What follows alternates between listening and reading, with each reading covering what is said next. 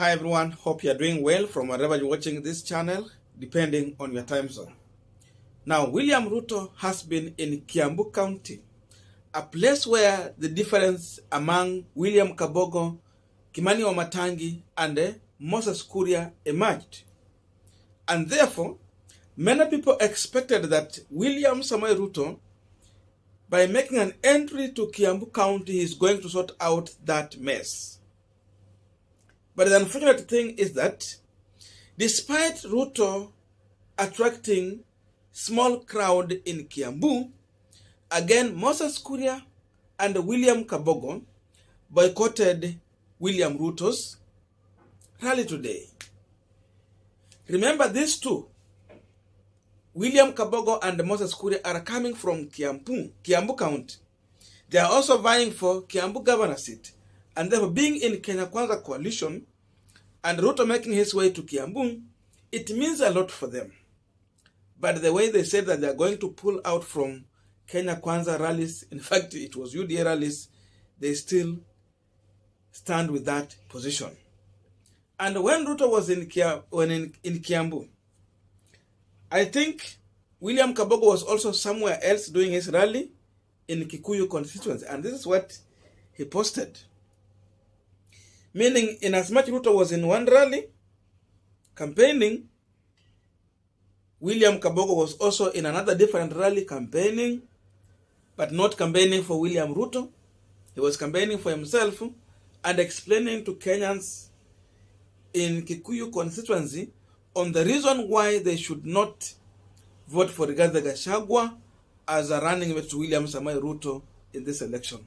So it means if you are avoiding to vote for Rigathi Gachagua, definitely you are avoiding to vote for William Ruto. And that explains where that vote is going to. This is what he said. Thank the great people of Kikuyu constituency for accepting to back our plan to return Kiambu County back to the path of prosperity. We have witnessed 5 years of confusion and mismanagement. We must clarify this abnormality immediately and uplift the life of our people. Tujenge Kiambu Kabogo. You can see the photos there. So that is where William Kabogo has spent his time in Kiambu. Now, where was Moses Kuria? Moses Kuria also shared a photo just very late in the evening to show that he is still doing something. This is what he said. Evening engagement with the great people of Gikabura. So while Ruto was in Kiambu at Kinoru Stadium, Moses Kuria was at Gikabura and William Kabogo was in Kikuyu constituency. So these two avoided William Ruto rally today. Now, on this pagina today, we want to analyze the decision by William Kabogo and Moses Kuria to boycott William Samoei Ruto rally in Kiambu, what it means for William Ruto, Raila Odinga, and these two. But before we go deep into that, just a quick request. You might be watching this channel, but you're not yet subscribed. So my humble request, please consider subscribing so that any other time, once we release a video like this one, you will always get notified. Again, to all our subscribers and anyone who drop comment, I must say thank you so much for your unconditional support. Again, I'm requesting you to give this video a thumbs up so that YouTube can recommend our videos to more viewers. Back to our discussion. Now, winning this election as a presidential candidate, the winner must be able to get 50+1. That means even a single vote matters a lot in this election.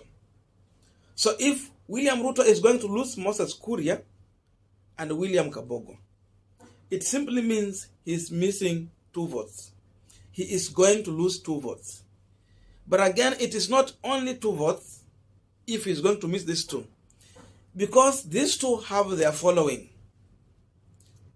One has been a governor, that means he has influence within the county.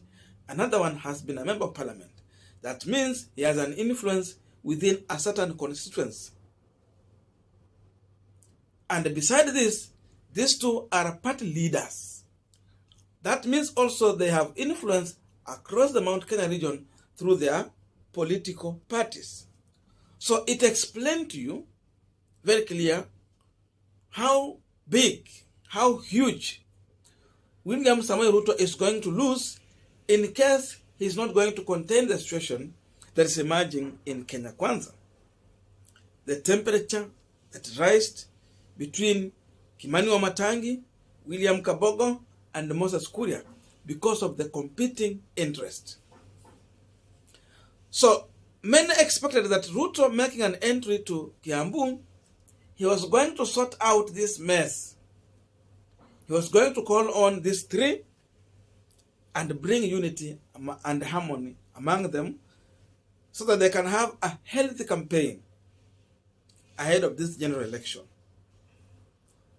But Ruto has failed to call Moses Kuria, William Kabogo, and talk to them.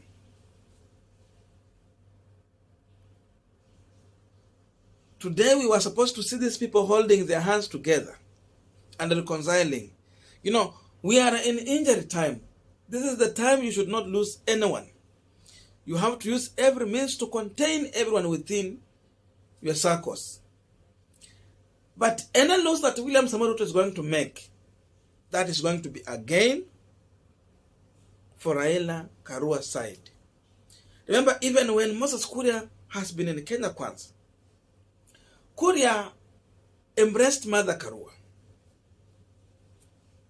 Sometimes he comes with contradicting statements, but if you look on Moses Kuria, clearly, Kuria is comfortable with Mother Karua becoming a deputy president, even Raila Amolo Odinga.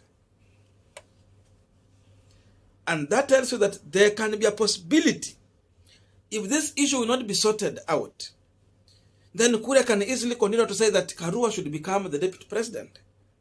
And if he says that, he's simply saying that let us vote for Raila Amolo Odinga. So if Kuria can command 50,000 votes through his party and his constituents, and assume William Kabogo can command another 100,000 votes, and go with it to Azimio, that is about 150,000 votes that William Ruto could have got. But because he has allowed his UDA party to swallow this other small party and emerge in the Mount Kenya region, the protest is real and the damage will be on ballot.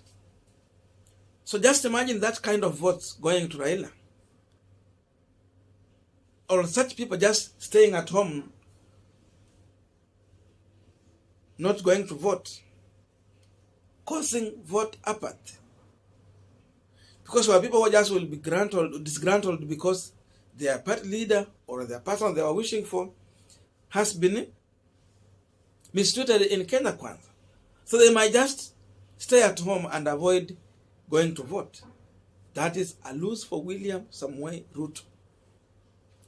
So generally, it is emerging that Ruto has failed to manage a coalition. This was his first time becoming a coalition leader. But seemingly, Ruto is portraying a picture of UDA leader, but not a coalition leader. Raila is above that. Besides being ODM leader, he came out with an image of coalition leader. It is not only in this election. Even 2013 and 2017, 2013 Raila was largely called leader. 2017, NASA was the name, and Raila was the leader. In this election, Azimio la Umoja is more louder than even ODM party.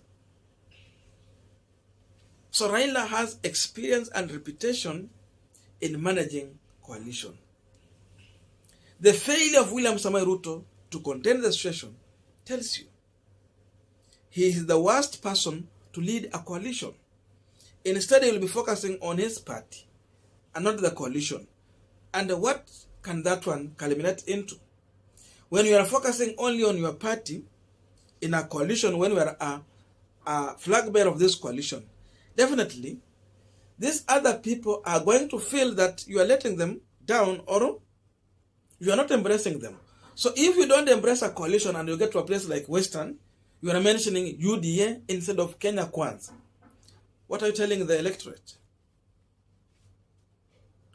You get to Nyanza region, you go and mention there UDA and not Kenya Kwanza. Coast region, you are talking about UDA and not Kenya Kwanza. What are you communicating to the electorate? When we know pa iko kule. Kikuja Lower Eastern, tuko na chap party. And you are going there to talk about UDA party. That means in elective seats, UDA might gain more. But when it comes to presidential vote, UDA will lose more. Because Kenya Kwanza was not bigger than the UDA party. Raila made it sure to embrace NASA coalition, such that even in 2017, NASA coalition was bigger than ODM. And you could see what culminated on the ballot.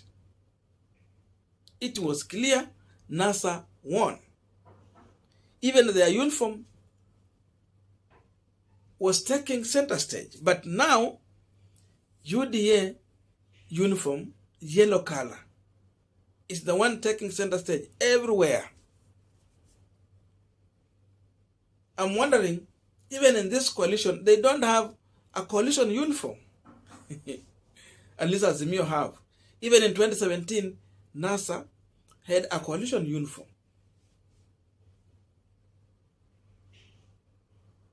Blue and white. But Ruto is failing. Because of this and the greediness and the way we are seeing William Kabogo giving a back on William Ruto's rally, it tells you that Ruto should prepare to lose, because some people will not embrace what he's doing. Some people are not happy. Some people are being injured directly in Kenya Kwanza. Look at Moses Kuria. By the fact that he go ahead to post that he was somewhere else, in Kambura, when Ruto was addressing rally somewhere else, it tells you that he is communicating that I'm not with you, but I'm doing my own thing. You lose such people. So in that way, Ruto is on the path to lose election. In fact, even if you are looking for a way how to mismanage a coalition and lose an election, then the best person you should study, it is William Samuel Ruto. And if you want to learn on how to manage a coalition in a best way and win election, then the best person to study, it is Raila Amolo Odinga and President Uhuru Kenyatta. Because Uhuru was a coalition leader in 2013. He managed well. That is the emerging difference here. So Ruto has gone to Mount Kenya in Kiambu, but he has lost even much more than what he was going to lose when these two were fighting. His entry was supposed to be a solution, but it has turned to be a more drama. So because of personal interest, if Kabogo and Kuria will not rejoin William Ruto, they will not just go ahead and campaign for themselves without endorsing any presidential candidate. They are going to take sides. And if they are not in that side, soon you will hear Kabogo saying, Karua, Raila, Tosha. Same thing to Moses Kuria. I don't know what you think about this, but that's my view. Otherwise, thank you so much for listening to me up to this far. May good God bless you, and see you in our next video.